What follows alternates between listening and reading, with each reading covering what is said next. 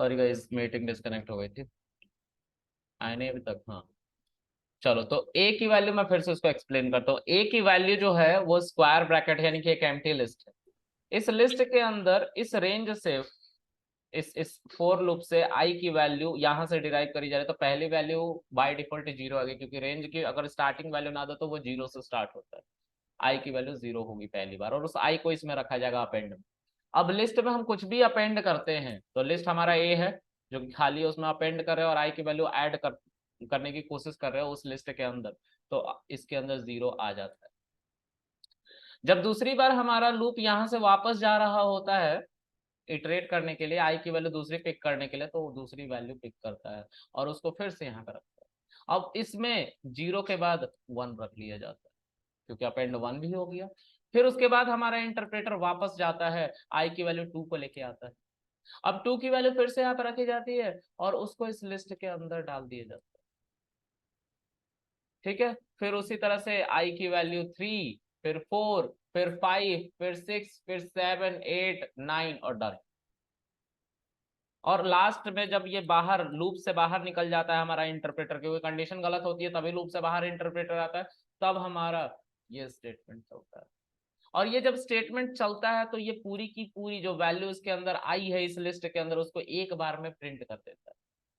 Clear है? इसको debug पे करके दिखाऊं? चलो, तो इसको डिबग पे नहीं क्लिक करते, रन करते। अच्छा, इस काम को करने के लिए आई नीड फोर लाइन्स, चार लाइन चाहिए ना। कितना अच्छा हो ना कि ये एक ही लाइन में हो जाए, अच्छा होगा ना? अच्छा होगा। चलो, अगर आप तो एक लिस्ट बनाओ और उसको बी नाम के वेरिएबल में दे दो। मैं जानबूझ के अलग लिस्ट बना रहा हूं जिससे मैं ये बता पाऊं कि हाँ मैं ए की वैल्यू को प्रिंट नहीं कर रहा, बी नाम का एक नया लिस्ट बनाता हूं, इसके अंदर ही लूप को चलाऊंगा। अब देखो, कभी भी तुम अपेंड करते हो किसी लिस्ट के ऊपर, तो लिस्ट कहीं और रखा हुआ है, उसके अंदर कहीं और से वैल्यू डालनी है तो अपेंड की मदद लेनी पड़ती है उस लिस्ट के साथ, उस लिस्ट के नाम के साथ। तो वो लिस्ट का नाम ए है, वो ए कहीं और रखा हुआ है, ऊपर रखा हुआ है ना, और ये ए में अपेंड चला के हम वैल्यू को अपडेट कर रहे हैं। कि अगर हम इस लूप को इसी लिस्ट के अंदर चलाने लगे और आई की वैल्यू को प्रिंट करवाने लग जाए इसी लिस्ट में, तो क्या हमें अपेंड की मदद चाहिए? नहीं चाहिए ना, बस नहीं चाहिए। तो हम यहाँ पे प्रिंट बी करके देखेंगे, जब इस तरह से चला रहे होंगे तो देखो सेम आउटपुट आ रहा है। ये आसान था। हाँ, तो आई की वैल्यू को तुम्हें एज इट इज एक लूप के अंदर रख लेना है, और फिर उसके बाद इस पूरे के पूरे फोर लूप को बिना इस कॉलन के, क्योंकि इस कॉलन का मतलब है इंडेंटेड ब्लॉक। अब एक लाइन में तो इंडेंटेड ब्लॉक नहीं होगा ना, तो नहीं होगा, तो आपको क्या करना होगा उस केस में, आपको इस इंडेंटेड ब्लॉक को छोड़ के जो बाकी बच गए हैं पोर्शन उसको लिखना पड़ेगा, और वही मैंने किया है। ठीक है, इसको कहते हैं लिस्ट कॉम्प्रिहेंशन। ठीक है, ये एक लाइन में हमारा वही काम करके दे रहा है। तुम बोलोगे सर एक लाइन में नहीं हुआ, मैंने बोला बी की वैल्यू क्या है पूरा।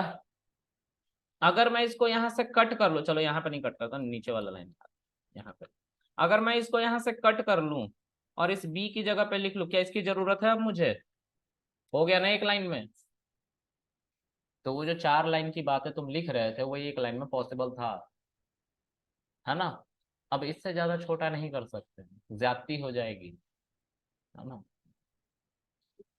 चलो आगे देखें। इसके बाद है हमारा सेट कॉम्प्रिहेंशन। हाँ, सेट कॉम्प्रिहेंशन, यह सबको समझ में आया कैसे होता है? देखो, सबका सिनेरियो सेम है, कुछ भी डिफरेंस नहीं है। जब डिफरेंस होगा तो मैं खुद ही बता दिया करूँ। तो सेट में भी कुछ नहीं करना है। सेट कॉम्प्रिहेंशन को मैं यहाँ से लेके आता हूँ, पहले यहाँ पे लिखते हैं सेट कॉम्प्रिहेंशन। ठीक है, इस सेट कॉम्प्रिहेंशन में हम इसी को एज इट इज लेके चलते हैं यहाँ पे। ठीक है, अब तुम्हें सेट का लिटरल की जरूरत पड़ेगी और सेट के अंदर वैल्यू को ऐड करना पड़ेगा। तो सेट का जो लिटरल होता है वो तो होता ही नहीं है, सेट पैरेंथेसिस जो एम्प्टी हम बनाते थे वो सेट पैरेंथेसिस यानी कि कंस्ट्रक्टर की मदद से बनाते थे। हम दो तरीके से एम्प्टी डेटा टाइप बनाते थे, एक कंस्ट्रक्टर, दूसरा लिटरल। लेकिन सेट और फ्रोजन सेट के केस में हम बाउंड थे, हमारे पास लिटरल नहीं हुआ करता था। ठीक है, तो ए नाम का सेट है। अब सेट पे तो अपेंड नहीं चलता, नहीं तो लिस्ट का मेथड है, तो सेट के ऊपर कौन सा मेथड चलेगा? ऐड। ऐड यही काम करता था वहां पे। ठीक है, जब इसको तुम चलाओगे तो सी करली ब्रैकेट के अंदर तुम्हारी 0 से लेकर 9 तक की वैल्यू रखी हुई आ रही है। तुम बोलोगे सर ये तो ऑर्डर्ड है, मैं बोलूंगा किधर, मुझे नहीं दिखाई दे रहा। ये क्यों कह रहा हूं? सेट अनऑर्डर्ड होता है इसलिए कह रहा हूं। मैं सीधा बोलूंगा मुझे नहीं दिख रहा कहाँ है। ठीक है, समझ में आ रहा है? तो तुम ऐसा कुछ नहीं बोलोगे। ठीक है, तुम ये भी नहीं बोलोगे कि लास्ट में वैल्यू रखी हुई आ रही है सर देखो। मैं बोलूंगा कि कहाँ, मुझे तो नहीं दिख रहा। मैं देख के अंधा हो जाऊंगा, अंधा कानून। हाँ, चलो। तो अब इसी काम को कॉम्प्रिहेंड करेंगे, मतलब एक लाइन में करने की कोशिश करेंगे। तो एक सेट कब तक सेट होता है, या एक डिक्शनरी कब तक डिक्शनरी होता है? क्योंकि डिक्शनरी का लिटरल क्या है? करली ब्रैकेट। अगर ये करली ब्रैकेट में कह रहा हूं इट इज अ डिक्शनरी, तो ये कब तक डिक्शनरी होगा? करली ब्रैकेट जब तक इसमें कोई एलिमेंट या आइटम नहीं है तब तक ये डिक्शनरी है। जब तक इसमें कोई वैल्यू नहीं है तब तक ये डिक्शनरी है, पहला। दूसरा, जब भी इसमें की वैल्यू पेयर आ जाएगा तो ये डिक्शनरी है। ठीक है, लेकिन उसके अलावा अगर इसके अंदर सिंगल वैल्यू भी आ गई ये सेट बन जाता है, ये सेट है। तो हम कैसे पता करते हैं इसका? तो चलो मैं करके दिखाता हूं। ए इज इक्वल टू एक, हमने इसका टाइप चेक करना है। टाइप एक ही चेक करोगे, क्लास डिक्ट दिखा रहा है। अच्छा, एक तो खाली था तब क्लास डिक्ट दिखा रहा था, एक जब मैं इसके अंदर ऐसा की वैल्यू पेयर लिखूंगा तब भी डिक्ट दिखाएगा। लेकिन जैसे ही मैं इसके अंदर एक सिंगल वैल्यू डालूं बस ये सेट बन जाता है। क्लियर है ना? तो कब तक डिक्शनरी डिक्शनरी होता है? जब तक वो खाली हो, और दूसरा जब तक उसके पास की वैल्यू पेयर हो तब तक ही वो क्या रहता है? डिक्शनरी रहता है, लिटरल। ठीक है, अच्छा। तो अब हम इसी चीज का फायदा उठाते हुए हम यहाँ पे बी लिख लेंगे, और ये जो आई है क्योंकि हम अब सेट के अंदर ही लूप को चलाने वाले हैं तो सीधा आई को लेकर रखो यहाँ पे, स्पेस दे दो, और इस पूरे बात को यहाँ पे प्रिंट करो। ठीक है, और फिर प्रिंट बी करके रन करो। ठीक है, हमारी वैल्यू प्रिंट हो रही है सारी। आसान था ये भी। नेस्टेड कॉम्प्रिहेंशन भी होता है तो वो एक सही वक्त पे बताऊंगा, वो थोड़ा ज्यादा टफ होता है, मतलब लिखना पड़ता है इसके आगे। और तुम इसी को विजुअलाइज कर लो, अच्छी बात है ना। बजट के हिसाब से खुराक दिया जाता है, नहीं तो इंसान बीमार पड़ सकता है। सब आगे देखते हैं। इसके अलावा जो है हमारा डिक्शनरी कॉम्प्रिहेंशन है, लेकिन मैं उससे पहले टपल कॉम्प्रिहेंशन बताना चाहूंगा, उसमें एक छोटा सा प्रॉब्लम है, और फ्रोजन सेट भी। तो डिक्शनरी कॉम्प्रिहेंशन से पहले फ्रोजन सेट के बारे में देखो। ठीक है, frozen set comprehension, this is a empty frozen set.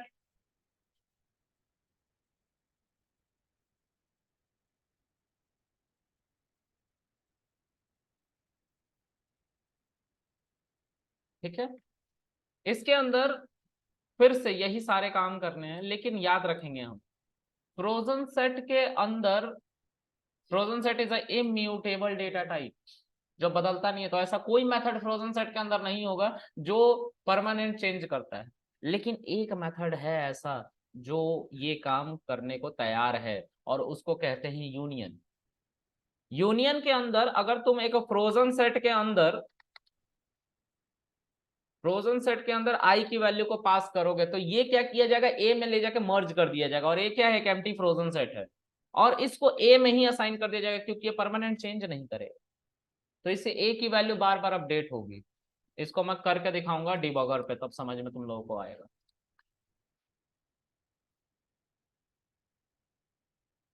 देखो, आ गया ये फ्रोजन सेट, और अब मैंने डिबग पे क्लिक किया, ध्यान से देखना। स्टेप ओवर कर रहा हूं, देखो ये फ्रोजन सेट एक आ गया जो खाली है। ठीक है, अब आई की वैल्यू क्या आएगी इनिशियली 0। अब 0 जो है यहां पे रखा जाएगा, ये है एक फ्रोजन सेट।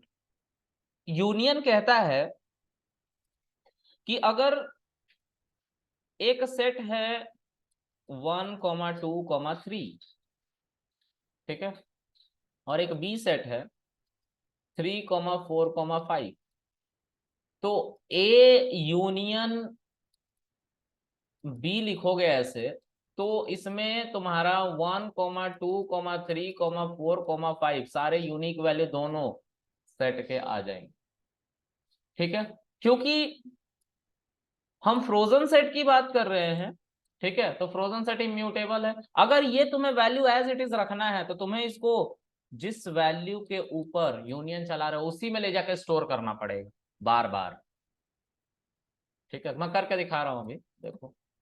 तो जो हमारा ए है, ए एक फ्रोजन सेट है जो एम्प्टी फ्रोजन सेट है, ठीक है, देखो है ना एम्प्टी, जिसमें 0 एलिमेंट है, आगे लिखा हुआ है 0 लिखा हुआ है, एलिमेंट को कह रहा है।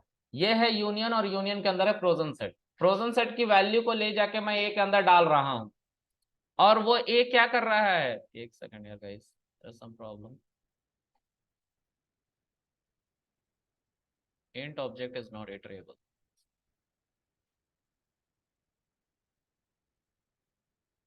int object is not iterable for I in range 10, हाँ?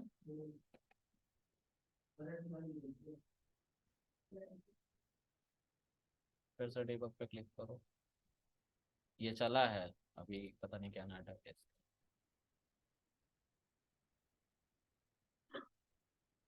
अच्छा see guys, this is a frozen set ना, फ्रोजन सेट के अंदर हम या तो लिस्ट या तो सेट या तो टपल, इनमें वैल्यू को पास करते हैं। इटरेबल पास करना होता है इसके अंदर, हम इटरेबल नहीं पास कर रहे थे, हम सीधा आई पास कर दे रहे थे। आई एक वैल्यू है, इंटीजर वैल्यू, जो इटरेबल नहीं है, वही लिख रहा है int object is not iterable, मतलब आई जो है वो एक इंटीजर वैल्यू जो इटरेबल नहीं है, क्योंकि इसके अंदर underscore underscore hitter underscore underscore parenthesis नहीं। क्लियर है? तो चलो इसको फिर से चलाते हैं। तो अब देखो, अब चल जाएगा। मैं फिर से डीबग पे क्लिक कर रहा हूँ, कंसोल पे आ जाते हैं, स्टेप ओवर, फ्रोजन सेट है खाली। अब ये देखो, अब ये की ट्रेबल बन चुका है। अब ए में क्या है, कुछ भी नहीं है, अभी देखना यहाँ पे 0 आएगा। अच्छा, पता है एक और दिक्कत है, कोई बताएगा क्या दिक्कत है? ये एक टपल था ना, कॉमन है, तब ये ट्रेबल बनेगा। चलो इतना बुद्धि मत मारो, एक चीज कर लो, इसको तुम लोग करली ब्रैकेट में कन्वर्ट करो, ठीक है। अब चलाओ डीबग, अब चल जाएगा। ये भी सही है, बहुत सारे बग आ जाते हैं अचानक से। अब देखो, ये फ्रोजन सेट खाली है हमारा, इसमें 0 चला जाएगा, चला गया। अच्छा, फिर उसके बाद आई की वैल्यू 1 हुई, अब इसके अंदर 1 जाएगा, कॉमा लग के देखो आगे, आई की वैल्यू 2 हुई, आई की वैल्यू 3 हुई, लेकिन पता है ये क्यों अपडेट हो रहा है, क्योंकि हम बार बार ए को असाइन कर दे रहे हैं सब कुछ, तो ए की वैल्यू अपडेट हो जा रही है ऊपर, क्योंकि इसके अंदर कॉनकैटिनेशन का कॉन्सेप्ट नहीं है, तो हमें यूनियन की मदद से और असाइन करना पड़ रहा है ए को, क्योंकि ये इम्यूटेबल भी है, इसलिए वैल्यू अपडेट हो रही है। इस तरह से ये कहाँ तक जाएंगी वैल्यू, 9 तक, और लास्ट में सब कुछ प्रिंट हो जाएगा। ये किसको नहीं समझ में आया? चलो आगे बढ़ते हैं, सबको समझ में आ गया। अब इसी को कॉम्प्रिहेंशन की फॉर्म में हम देखना चाहते हैं, तो कैसे करेंगे सर? इसको एज इट इज रखो यहाँ पे, और इसको बी लिख लो, इसमें आई को ले जाकर रख दो, और ये पूरी की पूरी बात एज इट इज यहाँ पे। अच्छा, ये एक ऐसे इटरेबल के अंदर आएगा, और जब प्रिंट बी आप करोगे तो देखो, अगर आप थोड़ा ध्यान से देखने की कोशिश करो ना, तो दिस इज अ सेट, और सेट को कास्ट किया जा रहा है फ्रोजन सेट में, करा जा रहा है कि नहीं करा जा रहा है? इसे तो कास्टिंग भी होती थी, तो ये कास्ट कर रहा है सिंपली। हम तो बस तुम्हें एक दिलासा दे रहे कि हाँ फ्रोजन सेट के अंदर कॉम्प्रिहेंशन होता है, लेकिन ये कास्टिंग कर रहा है, देखो, फ्रोजन सेट पैरेंथेसिस। थोड़ा सोचना पड़ेगा इन सब चीजों को, फ्रोजन सेट पैरेंथेसिस कास्टिंग ही तो करता है, और क्या कर रहा है? इसका लिखने का तरीका ही कास्टिंग का है, ठीक है। अच्छा, तो सेट को इसने फ्रोजन सेट में कन्वर्ट कर दिया, ठीक है। अच्छा, आगे देखते हैं। उसके बाद है टपल कॉम्प्रिहेंशन, ठीक है। टपल कॉम्प्रिहेंशन क्या कहता है वो भी देख लो। टपल कॉम्प्रिहेंशन एक जनरेटर ऑब्जेक्ट बना के देता है,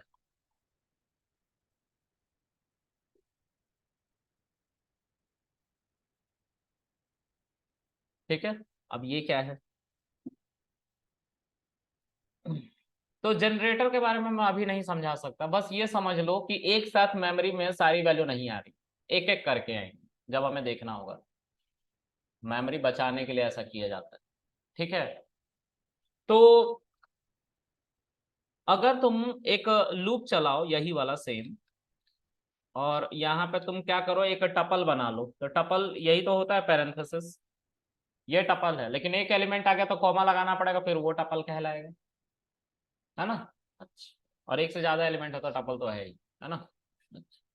तो इस टपल के अंदर, टपल भी इम्यूटेबल है, तो टपल पे भी कौन सा मेथड चलता है, कोई मेथड नहीं चलेगा, क्योंकि दो ही मेथड है, इंडेक्स और काउंट, इससे तुम कुछ भी ऐड नहीं कर पाओगे टपल के अंदर, तो तुम्हें कॉन्कैटिनेशन का सहारा लेना पड़ेगा। इसमें कॉन्कैटिनेशन होता है, प्लस होता है ना, उस प्लस में तुम्हें आई की वैल्यू लिखनी पड़ेगी ऐसे करके, एक टपल को दूसरे टपल से अगर ऐड करवाए और ए को ही असाइन कर दे तो ये अपडेट हो जाएगी इंटरनली, प्लस है ये, वो इक्वल है, ठीक है। अब देखो आगे वैल्यूज, चलो देखते हैं क्या हुआ जब ए की वैल्यू पैरेंथेसिस थी, यानी कि टपल थी। इस टपल में जब आई की वैल्यू 0 आई, 0 कॉमा ऐसे लगाएगा, तो दो टपल है, दोनों को ऐड किया जाएगा तो क्या आएगा, ये ले जाके किसको असाइन कर दिया गया, ए को। ए की वैल्यू पहले क्या थी, एम्प्टी, अब ए की वैल्यू क्या है, नहीं, 0। अब इसी ए में फिर से एक और वैल्यू, जब आई की वैल्यू 1 हुई तो उसको ले जाके ऐड कर दिया गया, तो अब ए की वैल्यू जो हुई वो 0,1 हुई, ये ए को ही असाइन कर दिया गया, ठीक है। ऐसे हमारी वैल्यू बढ़ती गई, कब तक, जब तक सारे वैल्यूज खत्म ना हो गए रेंज के, तब तक, ठीक है। यही ये किया गया यहाँ, कॉन्कैटिनेशन। 9 के बाद कॉमा क्यों आएगा,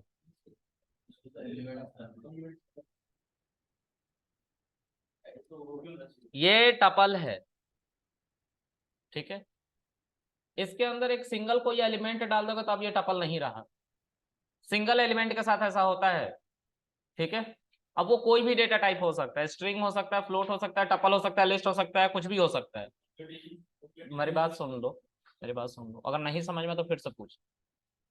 तो हमें क्या करना पड़ता है, इसको टपल बनाने के लिए कॉमा लगाना पड़ता है, लेकिन एक से ज्यादा एलिमेंट है तो हमें कॉमा लगाने की जरूरत नहीं है। अब पूछो,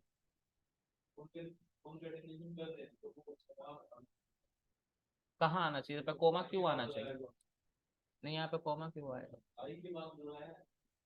तो आई के बाद लगाया ना, वो क्यों लगाया है पता है, क्योंकि इसको हम टपल मानना चाह रहे हैं।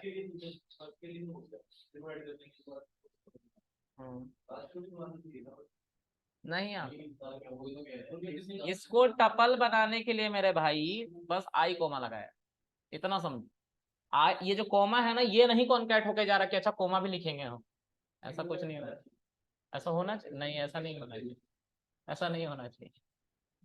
फिर उस कोमा को हटाओगे कैसे, चलो मैंने तुम्हारे कहे पे लगा दिया, हटाओगे कैसे, अच्छा वो राम भरोसे, बाकी होना चाहिए, चलो जो भी है, ऐसा नहीं किया गया है। अब देखो ये कॉम्प्रिहेंशन नहीं है, कॉम्प्रिहेंशन करते हैं, एक बी नाम का वेरिएबल लेते हैं, सुन लो, इसके अंदर आई को चलाएंगे और स्पेस देखे, ये पूरा का पूरा रेंज, अब टपल के अंदर ही ये सब चल रहा है, लेकिन इसने बहुत अजीबो गरीब ऑब्जेक्ट बना के दे दिया और उसमें लिखा हुआ है जनरेटर ऑब्जेक्ट, और एक एड्रेस दिया हुआ है जहां पे हमारी पूरी वैल्यूज रखी हुई है 0 से लेकर 9 तक। उनको देखने के लिए हमारे पास एक फंक्शन है जिसको नेक्स्ट कहते हैं, नेक्स्ट फंक्शन, जैसे प्रिंट फंक्शन उसी तरह नेक्स्ट फंक्शन है। इसके अंदर तुम्हें इस बी को, तुम लोग को याद है मैंने वेरिएबल का कुछ नाम बताए थे, वेरिएबल को आइडेंटिफायर कहते हैं, वेरिएबल को आर्ग्यूमेंट कहते हैं, वेरिएबल को ऑब्जेक्ट कहते हैं। ऑब्जेक्ट ओरिएंटेड प्रोग्रामिंग का कॉन्सेप्ट है ये, ठीक है। तो बी एक ऑब्जेक्ट है और बी के वैल्यूज को देखने के लिए एक एक करके तुम्हें इसके अंदर बी लिखना पड़ेगा। तो देखो जो सबसे पहली वैल्यू तुम्हारे हिसाब से आनी चाहिए, 0 आनी चाहिए। 0 आ रहा है, आ रहा है ना। दूसरी वैल्यू 1 आनी चाहिए, आ रहा है। फिर से इसी को चलाओगे तो 2 आएगा, फिर से इसी को चलाओगे 3 4 5 6 7 8 9 और एरर। क्या कह रहे हो? एक एक करके दिखाते, यही जनरेटर है। पूरा का पूरा एक साथ मेमोरी में लोड नहीं करता है ऑब्जेक्ट्स को, वैल्यूज को। उससे मेमोरी का साइज बढ़ जाएगा ना, अगर 10 GB का डेटा होगा तो उसमें से एक एक वैल्यू को लेके जब आते हैं उसी को जनरेटर बना के काम करवाते हैं। तो ये फंक्शन में मैं पढ़ाऊंगा, ठीक है, अभी के लिए नहीं पढ़ा सकता। तो एक डिक्शनरी कॉम्प्रिहेंशन रह रहा है, उसको हम अगले सेशन में कंप्लीट करेंगे। आज के लिए क्या करते हैं, बाय, नमस्ते। कल छुट्टी रहेगी गाइस।